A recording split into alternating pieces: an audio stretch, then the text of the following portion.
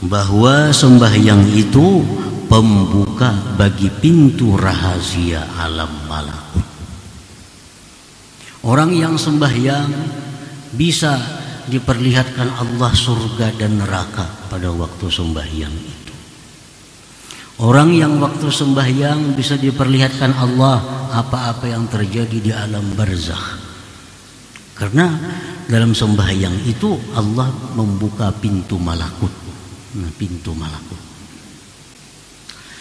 Wa innama kanatis salatu istiftahan libabi asraril malakut limashtamalat alaih min tathhiril batin wal zahir. Hanya saja adalah sembahyang itu pembuka bagi pintu rahasia malakut, karena sesuatu yang mengandung sembahyang itu atasnya dari pensucian batin dan zahir.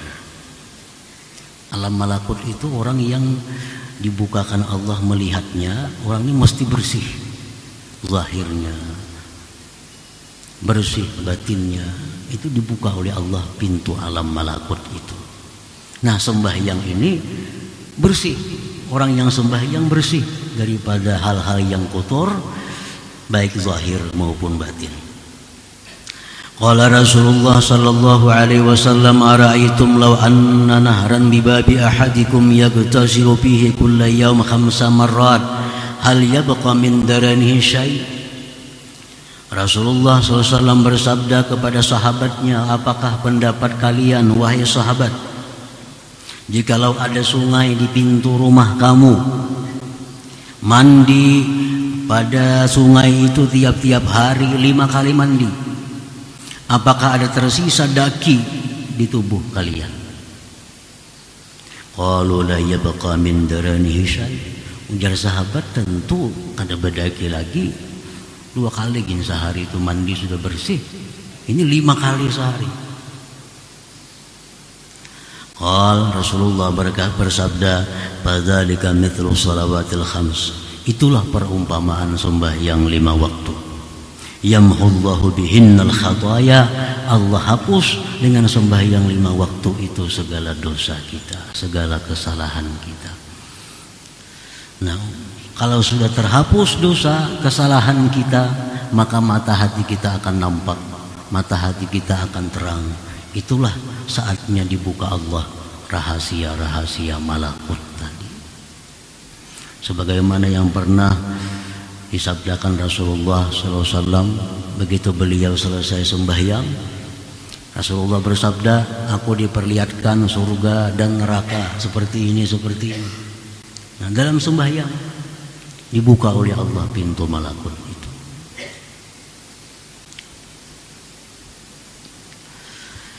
As-salatu mahallul munajah. Sembahyang itu tempatnya munajat. Artinya tempat di mana kita berdialog dengan Allah. Tempat di mana kita saling mengutarakan sesuatu kepada Allah. Tempat di mana kita berkomunikasi dengan Allah. Itu sembahyang. Qala Nabi sallallahu alaihi wasallam, al-musalli yunaji rabbah. Orang sembahyang itu dia munajat kepada Tuhannya. Artinya apa yang kita ucapkan dijawab oleh Allah. Apa yang kita minta diterima oleh Allah. Itu munajat. Wa qala aidan yaqulullahu ta'ala, Rasulullah bersabda, firman Allah Subhanahu wa ta'ala, qasamtus salah baini wa baina 'abdi wa li 'abdi ma sa'al. Fa idza qala al-'abdu alhamdulillahi rabbil alamin, qala ta'ala hamidani 'abdi. Aku bagi sembahyang itu antaraku dan antara hambaku. Ini hadis kudusi. Dan bagi hamba apa yang dia minta. Apabila hamba itu mengucapkan alhamdulillahi rabbil alamin, artinya segala puji bagi Allah, Tuhan semesta alam.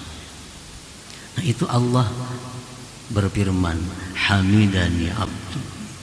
Ujar Tuhan, hambaku itu dia telah memuji kepadaku. Nah ini munajat, dialog dengan Allah. Begitu kita mengucap Alhamdulillahirabbil alamin, itu sebenarnya Allah menjawab, hamidani abdi, hambaku telah memuji aku.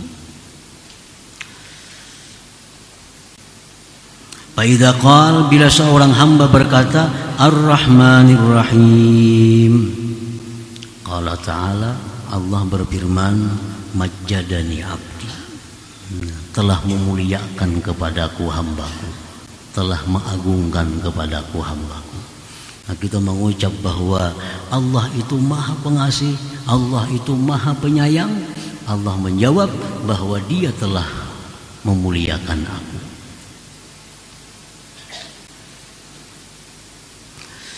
Faidza qala, bila seorang hamba berkata maliki yaumiddin, maliki yaumiddin, dia adalah raja pada hari kiamat. Qala ta'ala, Allah menjawab, fawwadha ilayya amdi, telah berserah kepadaku hambaku. Nah inilah artinya dalam sembahyang itu kita ada dialog dengan Allah, kita ada munajat dengan Allah. Jadi waktu kita mengucap Alhamdulillahi Rabbil Alamin, rasakan bahwa ada sahutan dari Allah, hamidani abdi. Ar-Rahmanir Rahim, rasakan bahwa Allah itu mengucapkan majjadani abdi. Bila kita mengucap maliki yaumiddin, nah kita rasakan bahwa Allah berfirman fawwadha ilayya abdi. Nah itulah munajat artinya dalam sembahyang itu. Nah, sampai seterusnya surah Fatihah itu intinya adalah munajat kita. Wa ma'dinul musafat, dan sembahyang itu merupakan tambangnya musafat. Musafat ini lebih khusus daripada munajat, karena munajat itu bisa di balik pintu, bisa munajat itu di balik tirai.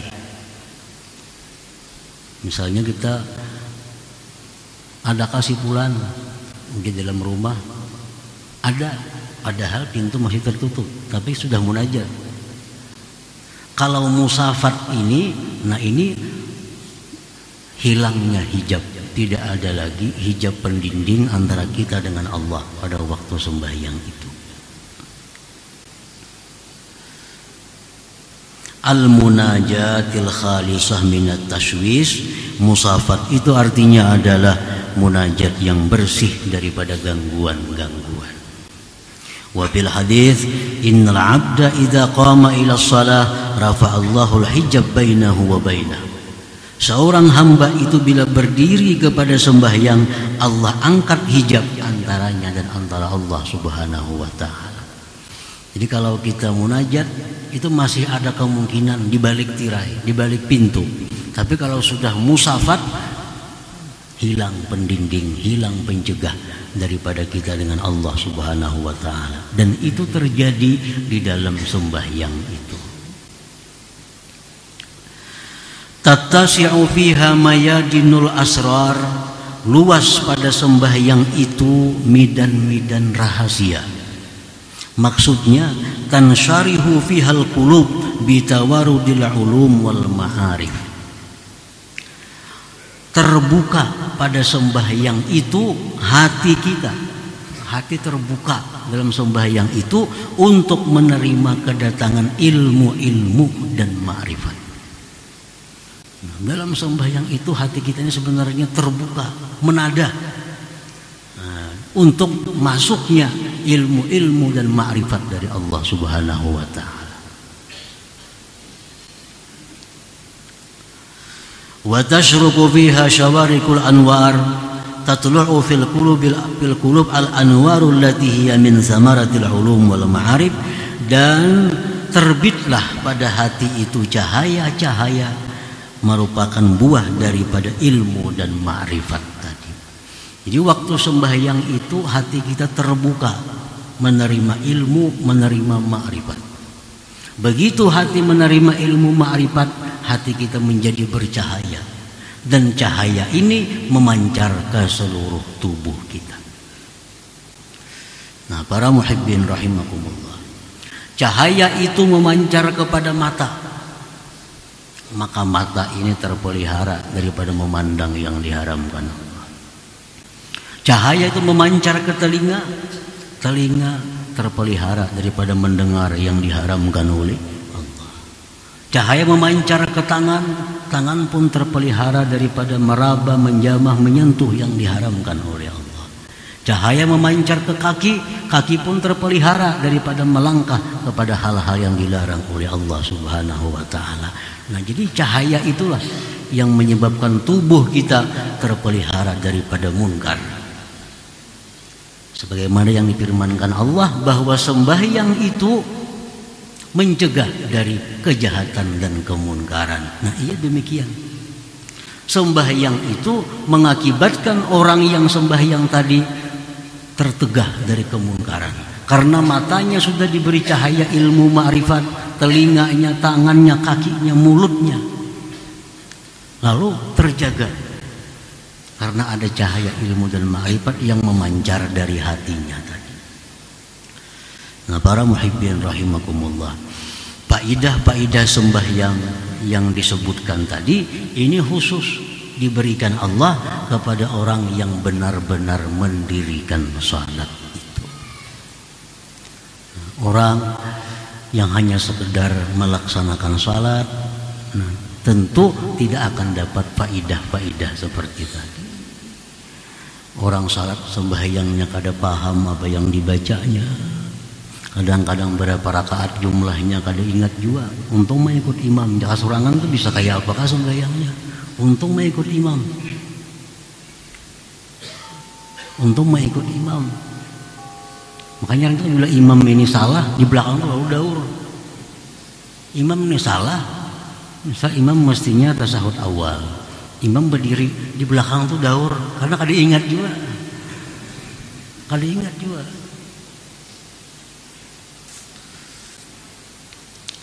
Nah, jadi sembahyang yang demikian tentu kada akan mendapatkan faidah-faidah tadi. Sebenarnya sembahyang itu bisa membentuk jiwa kita menjadi orang yang tawadhu, membentuk tubuh kita terpelihara daripada kemaksiatan dan kemunkaran. Nah, para muhibbin rahimakumullah, Rasulullah dalam sebuah hadis menyatakan, man lam tanhahu salatuhu anil fahsya wal munkar lam tazidhu minallah illa bu'da. Orang yang sembahyang tetapi masih suka maksiat kepada Allah. Orangnya sembahyang aja tapi suka maksiat, masih mata suka memandang haram, mulut masih suka mengata yang haram, tingkah lakunya jauh daripada petunjuk Allah. Nah, orang yang sembahyang tapi tetap melakukan kejahatan, kemunkaran, maka orang ini tidak akan bertambah daripada Allah, melainkan semakin jauh. Nah, semakin jauh. Jadi sembahyangnya itu kada berguna, artinya gunanya hanya sekedar bahwa dia adalah orang Islam, bahwa dia telah melaksanakan kewajiban. Perkara faidah-faidah sembahyang yang sangat banyak, manfaat-manfaat sembahyang yang sangat banyak kada akan didapat kalau sembahyang hanya sekedar menjaga syarat dan rukunnya. Ini sembahyang asal sah sudah.